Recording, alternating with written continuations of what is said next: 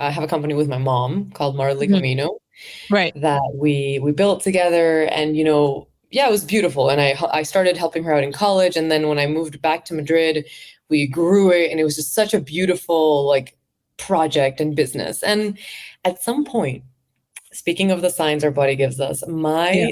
my attitude with my mother was like this rebellious, angry teenager all of the time. And I was aware about it. And I was a coach already. I did my master's degree. I was like in therapy, and Yeah. I would apologize to her, right? It wasn't just like I was like, Mom, like, I'm sorry. And then at some point, after months of not seeing her, we have a coffee, we have a tea, whatever, at a cafe. And again, I have this like annoyed attitude, you know? And she says to me, Just like, I can't believe after all these months we haven't seen each other. Like, how is it that, like it can't be that you still have this attitude? And and I was just with that self-awareness, I was like, Mom, I'm sorry. I'm sorry, you're right. It's bigger than me. Like, I don't know what to do. I don't know what to do. I've done Mm. everything. And we just kind of sat there in silence for a moment, and then we were walking in, and then she said, then we can't work together anymore. Oh, And I was wow. like, wow. And then it's so crazy because actually, when she said those words, I felt like the biggest relief I have felt in my life because I was unable to say those words, because I had so much guilt Oh. and I felt I couldn't abandon her, and I felt that was my role, and I was scared of who I would be, what Mm. if I, like, so many things. And so life kind of like through these unconscious attitudes, Right. it just like forced that. And I often say, like, one of my coaches says, like, we don't know how to end things. Oh my It's goodness. Your yeah, coach like, is ending things is an art. Like, we don't know how to end things, so we're kind of just there in this thing, and then sometimes lingering. life ends it for us with some horrible situation or something that just sucked and it's painful, Hmm. but we weren't able to consciously choose it. And so life in that moment chose it for me, and that day I got home and something unlocked inside of me. I sat down on my computer for like 5 hours and wrote my entire website. It was like, yeah, it was just crazy. I just got up for like a cup of tea, I remember, like, in between. Yeah, Wow. yeah.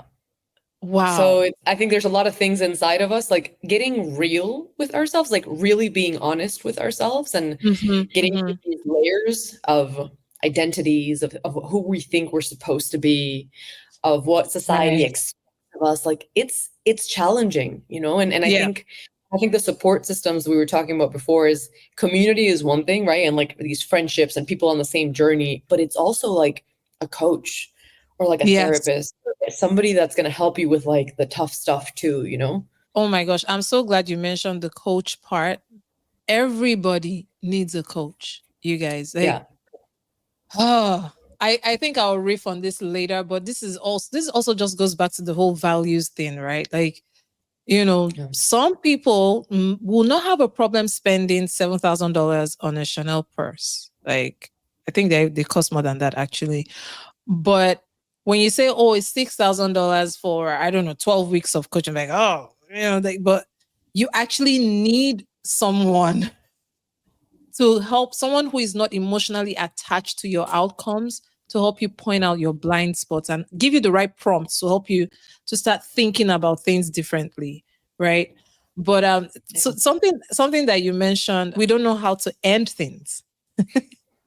And Yeah. for some of us, we had to be laid off from a job that we were not happy with or happy at, for us to be like, oh, okay, what do I do now?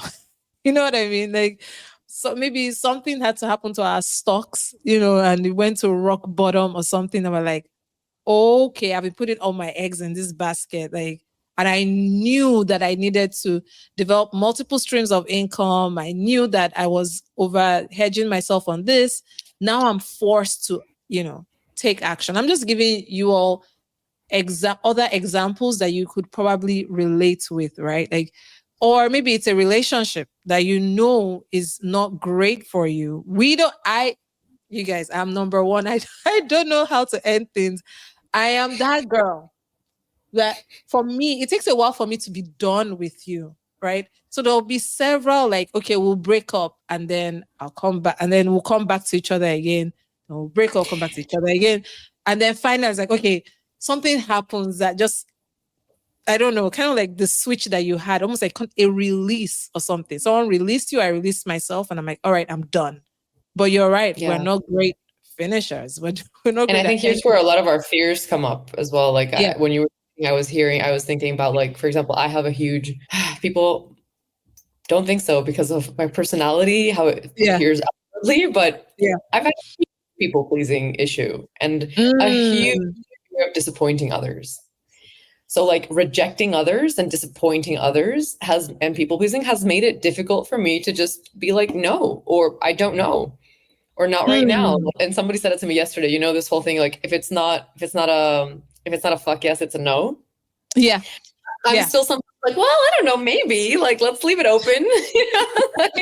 It's also, I like exploring and you know, but yeah. And then the other fears, though, I was thinking is like the fear of failure, right? Sometimes like we hold on to things because we're like, no, like what it's gonna mean about you, right? If that thing ends, like for example, with relationships.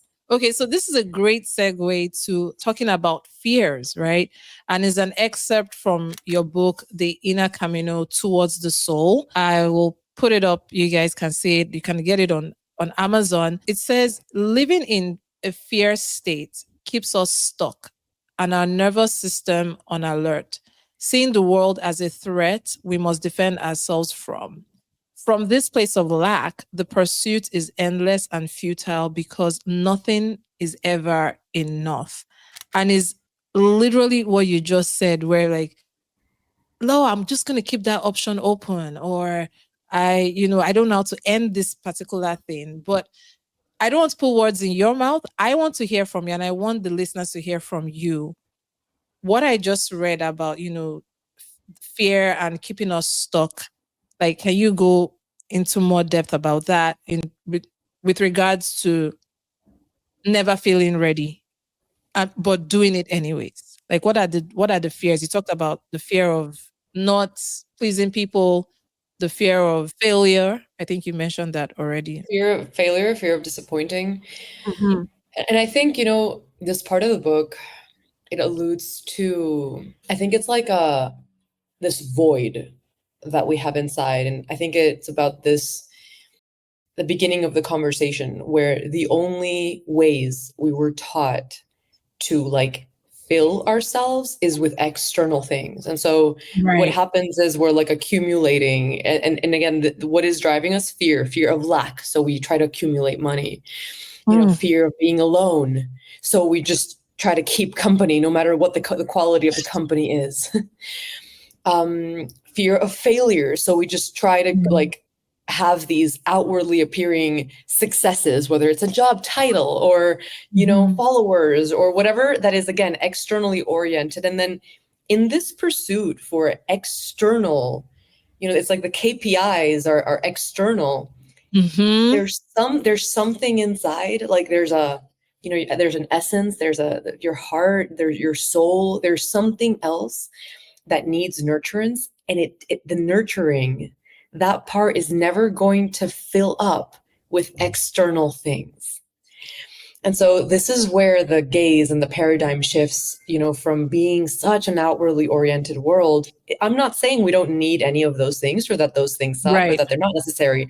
I'm saying we need to find a balance with the external and the internal, where we learn to look inwards and find, like, in this present moment, this feeling of perfection, like fullness, like I have everything I need right now. And I've had the different moments, but last year was this specific moment. I tried to move to Mexico. It didn't work. I mean, I moved. It was not my place. But I sometimes have this like little lingering anxiety when because I have so many ideas, and I, you know, have these 3 kind of entrepreneurial projects, and I want to do so much. And so, but there's this part of me where last year I just said, I was like, Samantha, if you are not happy in this moment, you will never be.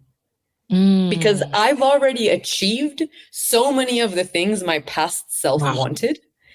And I'm still having this feeling, so it's not about the thing or the website or when I get the thing or when it's not about that. It's not about it. It's not about the apartment. It's not about the partner.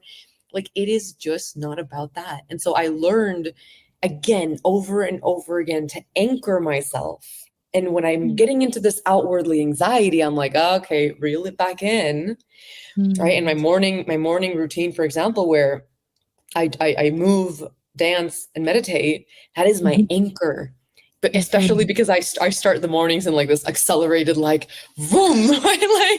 And I'm like, whoa, the morning starts anchoring, not doing. It starts with being, right? And that's kind of the base of all the people who preach manifesting and attracting and being magnetic and allowing and receiving. It's training your nervous system to be in a state of like, I have everything I need, and every single day I feel like the luckiest person alive. And I'm like, if nothing happens today, I love my life. I love who I am. I love my community. I'm in joy. And so that's what that means. It's learning this, that feeling within yourself.